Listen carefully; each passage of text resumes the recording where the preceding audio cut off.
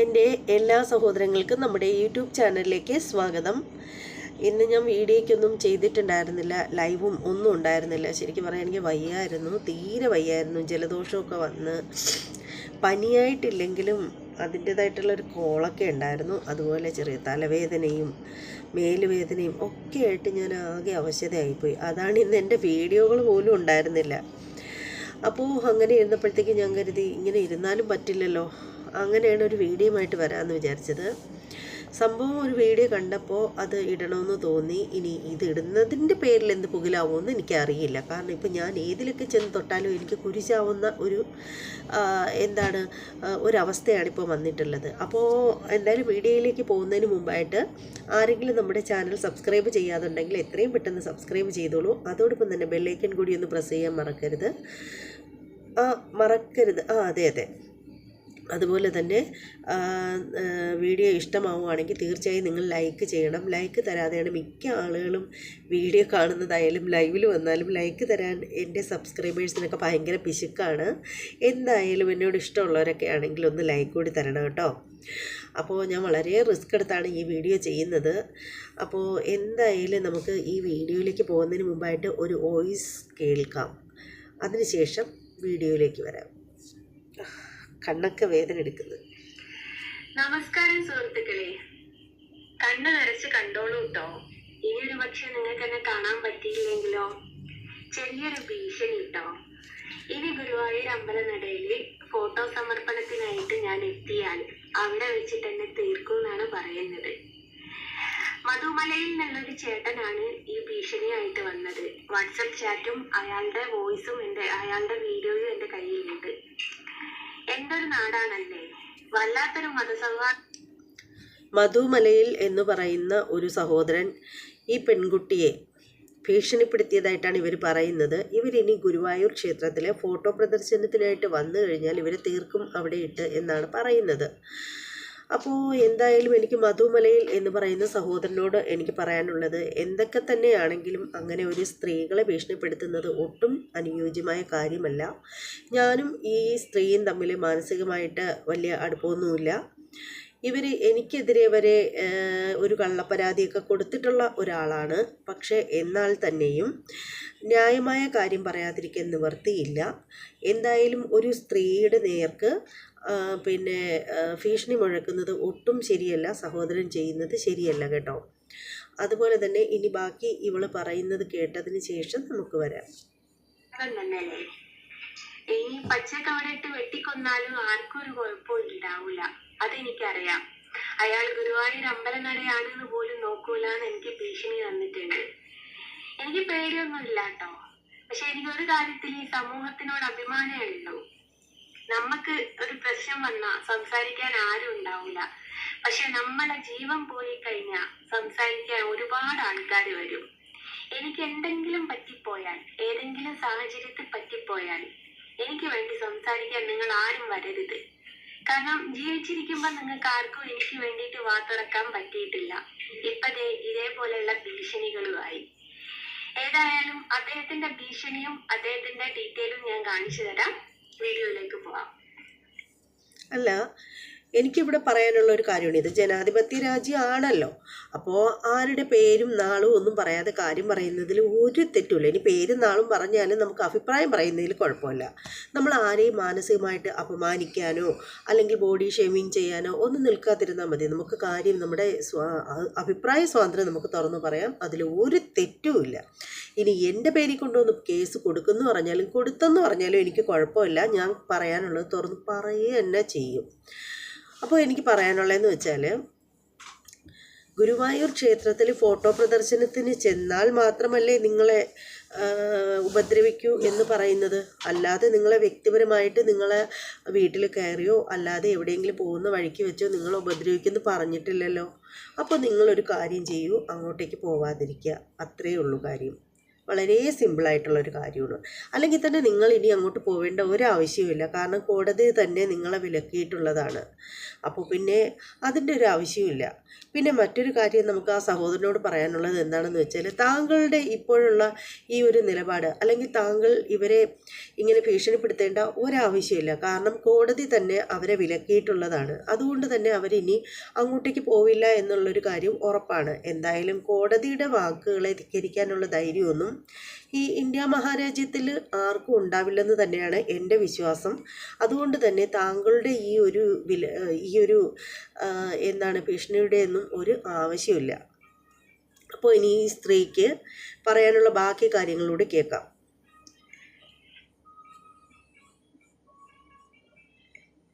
ഈ പുള്ളിക്കാരത്തി ഇപ്പോൾ ചെയ്തിരിക്കുന്നതെന്ന് വെച്ചാൽ, അയാൾക്കുള്ള ID കാണിച്ചിരിക്കുകയാണ്. എന്നിട്ട് അയാൾ പറയുന്ന കാര്യങ്ങൾ, അതായത് അയാളുടെ കമൻസും കൂടി കാണിച്ചിട്ടുണ്ട്. ആ കമൻസ് എന്താണെന്ന് ഞാൻ വായിച്ച് കേൾപ്പിച്ചു തരാം. നിന്നെയും കാമുകനെയും ഞാൻ വെല്ലുവിളിക്കുകയാണ്. അവിടെ വന്ന് നീ നിന്റെ പട്ടി ഷോ ഇറക്കാൻ ധൈര്യമുണ്ടോ? നീ ഗുരുവായൂർ ക്ഷേത്രത്തിൻ്റെ ഗേറ്റ് കടക്കില്ല. ഞാൻ ഗുരുവായൂർ ക്ഷേത്രത്തിൻ്റെ നടയിൽ പല മുസ്ലിം സഹോദരങ്ങളെയും കണ്ടിട്ടുണ്ട്. നിന്റെ പോലെ വൃത്തികെട്ട മുസ്ലിം സഹോദരങ്ങളെ കണ്ടിട്ടില്ല. ഞാൻ കണ്ടിട്ടുള്ളത് മതസൗഹാർദ്ദം കൊണ്ട് നടക്കുന്ന മുസ്ലിം സഹോദരങ്ങളെ ആണ്. നിന്റെ പോലെ ഇവിടെ പോയല്ലോ മതസൗഹാർദ്ദം കൊണ്ട് നടക്കുന്ന മുസ്ലിം സഹോദരങ്ങളെയാണ്. നിന്റെ പോലെ നിന്റെ മതത്തെ പറ്റിച്ച് നടക്കുന്ന പല ആണുങ്ങളെയും പോലെ നടക്കുന്ന സ്ത്രീകളെ അല്ല. ഇനി നീ ഗുരുവായൂർ ക്ഷേത്രനടയിൽ പ്രവേശിച്ചാൽ അപ്പോൾ നീ അറിയും. നീ പ്രധാനമന്ത്രിക്ക് ഫോട്ടോ സമ്മാനിച്ചു എന്ന് വച്ച് സോറി, അത് കുറച്ചങ്ങോട്ട് പോയിട്ടുണ്ട്.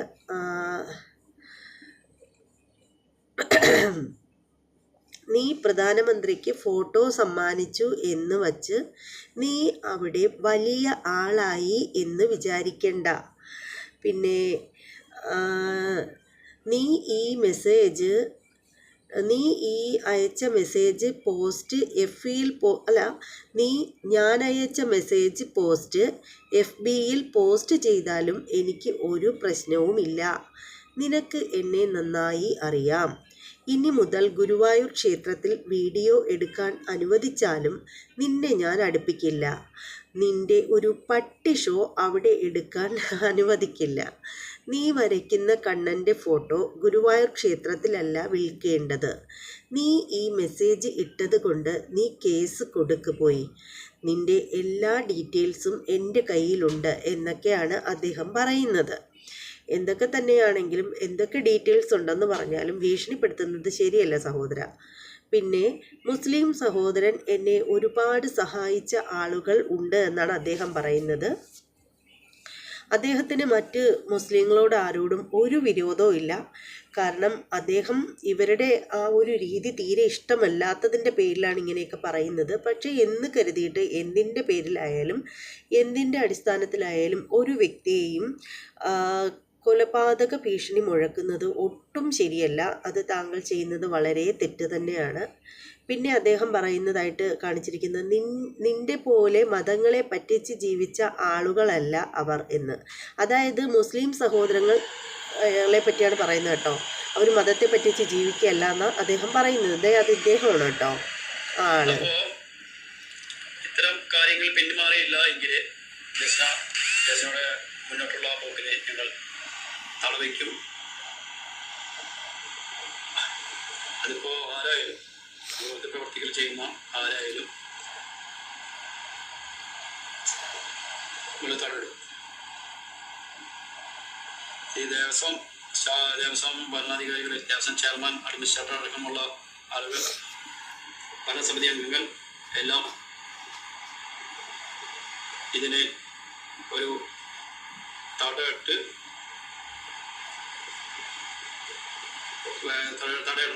തടയിടണം ഇനി. അതാണ്. അല്ലെങ്കിൽ ദേവസ്വത്തിനെതിരെ വലിയ വിഷയങ്ങൾ വന്നാൽ ദേവസ്വമാണ് അതിന് ഉത്തരം പറയേണ്ടത്. അവിടെ ഇരിക്കുന്ന ഭരണാധികാരികൾ, ദേവസ്വം അഡ്മിനിസ്ട്രേറ്റർ പോലെയുള്ള ദേവസ്വം ചെയർമാനെ പോലെയുള്ള ആളുകൾ ഇതിന് ഉത്തരം പറയേണ്ടി വരും.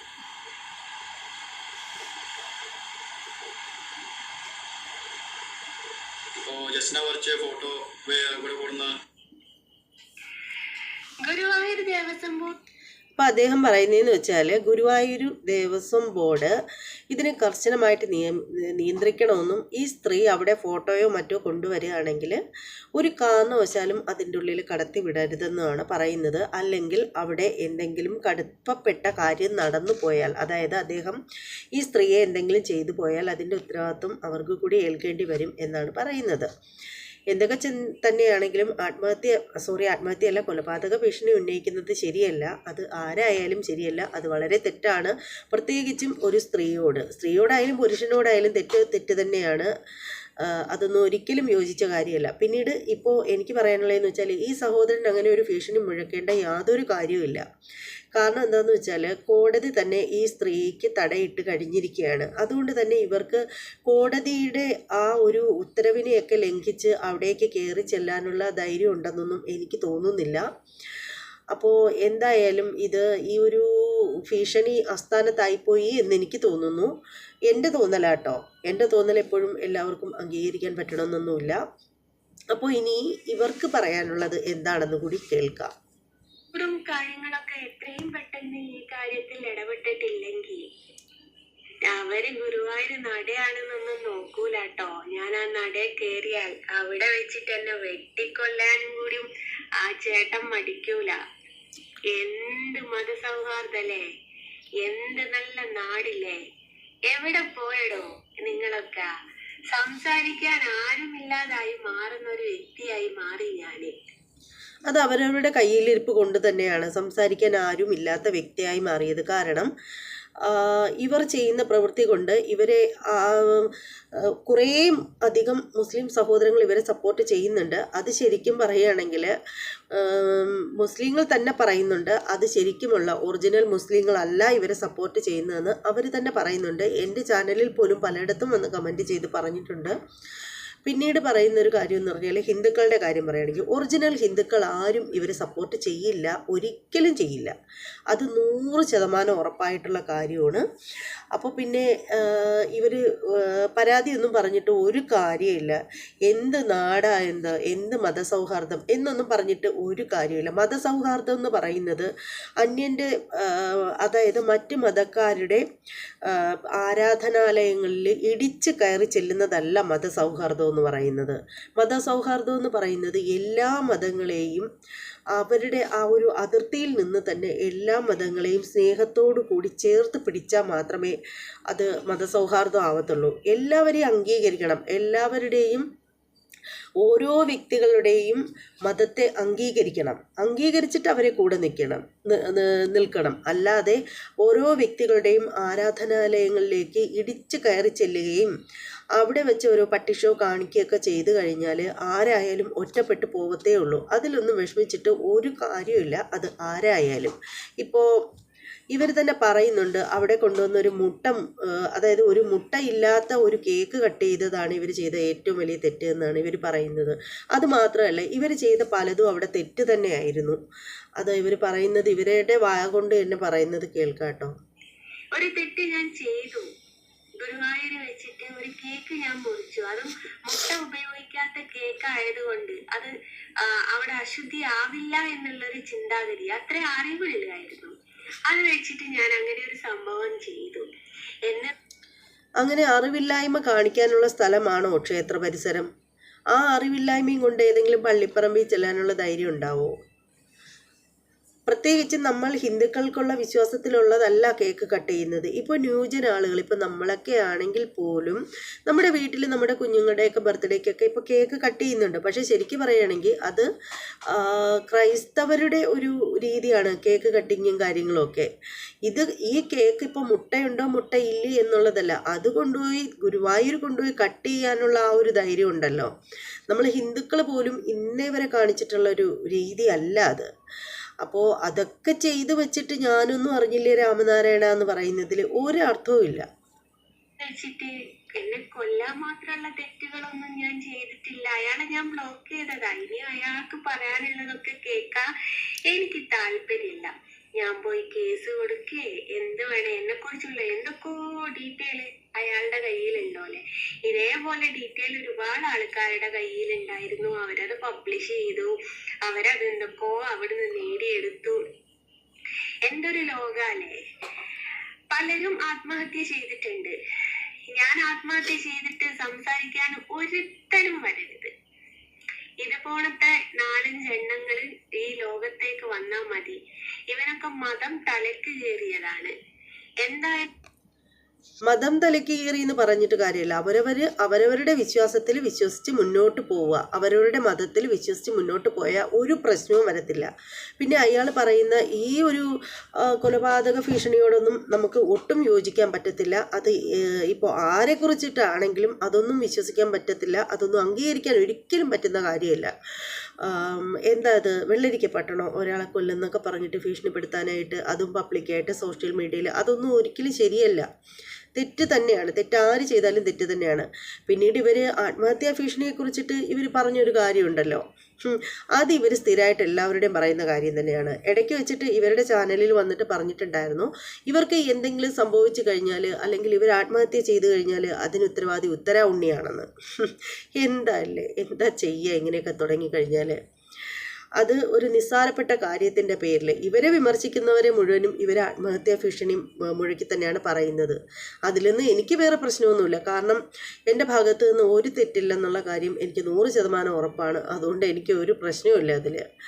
പിന്നെ അതെന്തെങ്കിലുമൊക്കെ ആവട്ടെ. ഇപ്പോൾ ഈ വന്ന കാര്യത്തിലെന്ന് വെച്ചാൽ അങ്ങനെ ഒരാളെ കൊല്ലും എന്നൊക്കെ പറഞ്ഞിട്ട് അങ്ങനെ പറയുന്നത് ഒട്ടും ശരിയല്ല സഹോദര. നിങ്ങളങ്ങനെ ഒരിക്കലും പറയാൻ പാടില്ല.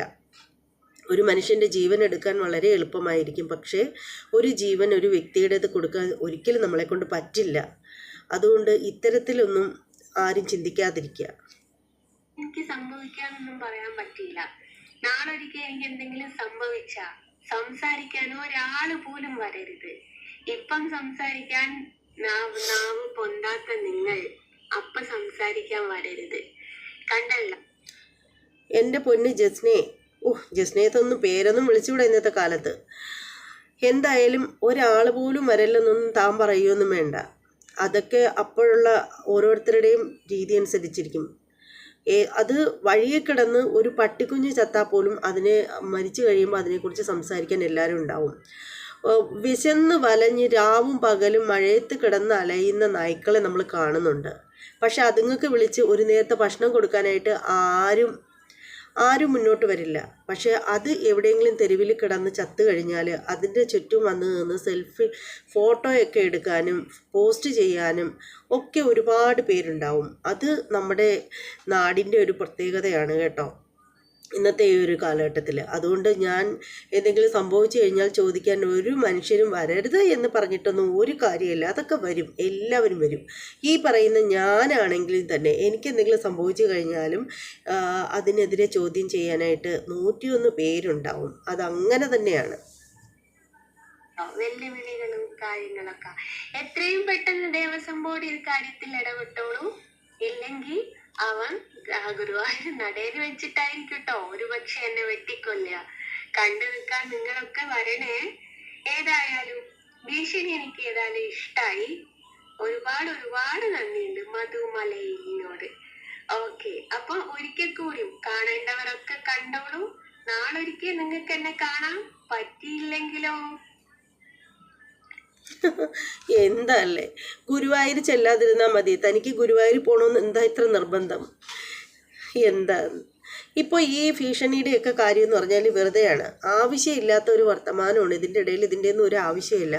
ഈ സ്ത്രീക്ക് കർശനമായിട്ട് കോടതിയുടെ ഒരു ഇടപെടലുണ്ട്, അവിടെ പോകാൻ പാടില്ലെന്ന്. ഇവർ മാത്രമല്ല, അന്യമതസ്ഥരാരും കയറരുതെന്ന് നല്ല രീതിയിലുള്ള ഒരു താക്കീത് കോടതി കൊടുത്തിട്ടുണ്ട്. അപ്പോൾ അതിൻ്റെ പേരിൽ ഇപ്പോൾ ആരും പോകുന്നില്ല. പിന്നെ എന്തിനാണ് ഇങ്ങനെ ഒരു സംസാരത്തിൻ്റെ പോലും ആവശ്യമില്ല. ഈ സഹോദരൻ എന്തിൻ്റെ കേടാണെന്ന് എനിക്ക് മനസ്സിലാവുന്നില്ല. സാധാരണ അതിൻ്റെ ആവശ്യമില്ലായിരുന്നു. പിന്നെ ഇവരാണെങ്കിൽ എന്താ പറയുന്നത്, ഇവരെക്കുറിച്ച് ഞാനൊന്നും പറയുന്നില്ല. ആരെന്ത് പറഞ്ഞാലും കേസിന് പോകുന്ന സ്ത്രീയാണ്.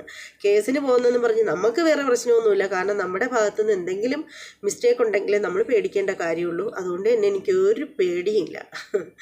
എന്തായാലും ഇങ്ങനെ ഒരു വീഡിയോ കണ്ടപ്പോഴത്തേക്ക് അതിന് റിയാക്റ്റ് ചെയ്യണമെന്ന് തോന്നി. റിയാക്ഷൻ വീഡിയോ ചെയ്യുന്നവരല്ലേ, അതുകൊണ്ട് എടുത്തിട്ട് റിയാക്റ്റ് ചെയ്തു എന്നേ ഉള്ളൂ, അല്ലാതെ വേറെ ഒന്നുമില്ല. അപ്പോൾ മധു മലയിൽ എന്ന് പറയുന്ന സഹോദരൻ ഉണ്ടെങ്കിൽ എനിക്ക് അദ്ദേഹത്തോട് പറയാനുള്ളത്, എൻ്റെ പൊന്നു സഹോദര, നിങ്ങൾ വെറുതെ ആവശ്യമില്ലാത്ത കാര്യങ്ങളൊക്കെ പറഞ്ഞിട്ട് എന്തിനാണ് മനുഷ്യനെ ഇളക്കി വിടാനായിട്ട് നോക്കുന്നത്? എൻ്റെ പൊന്നു കൂടപ്പുറപ്പേ, വിട്ടേക്ക്, ഇതൊക്കെ വിട്ടേക്ക്. എന്തായാലും ഇവരിനി എന്തായാലും ക്ഷേത്രത്തിലൊന്നും വരാനൊന്നും പോകുന്നില്ല. പിന്നെ അത് വലിയൊരു പ്രശ്നമാക്കി നിങ്ങൾ എടുക്കുകയൊന്നും വേണ്ട. അത് അവിടെ കഴിഞ്ഞു. എന്തിനാ കഴിഞ്ഞു പോയ കാര്യങ്ങളൊക്കെ പറഞ്ഞ് വെറുതെ കുത്തിപ്പുണ്ണാക്കുന്നത്? സന്മനസ്സുള്ളവർക്ക് സമാധാനം, അത്രയും തന്നെ. എന്താ ചെയ്യല്ലേ? അപ്പോൾ എന്തായാലും ഈ വീഡിയോ ഇഷ്ടമായവരൊക്കെ ഒന്ന് കമൻറ്റ് ചെയ്തേക്കണേ. നിങ്ങളുടെ അഭിപ്രായം, ഈ ഒരു വീഡിയോയെ പറ്റിയിട്ടുള്ള നിങ്ങളുടെ അഭിപ്രായമൊക്കെ ഒന്ന് കമൻറ്റ് ചെയ്തോളൂ. പിന്നെ വീഡിയോ ഇഷ്ടമാവുകയാണെങ്കിൽ ലൈക്ക് തരാൻ മറക്കരുത് കേട്ടോ. ഞാൻ ഒട്ടും വയ്യാണ്ടിരുന്നിട്ട് ഞാൻ വീഡിയോ ചെയ്യാം കേട്ടോ. അപ്പോൾ ഒരു ലൈക്ക് തന്നില്ലെങ്കിൽ ഞാൻ പടങ്ങും, ഉറപ്പാണേ. ഇനി എന്തായാലും മറ്റൊരു വീഡിയോയിലൂടെ കാണാം കേട്ടോ. തൽക്കാലം എല്ലാവർക്കും ബൈ.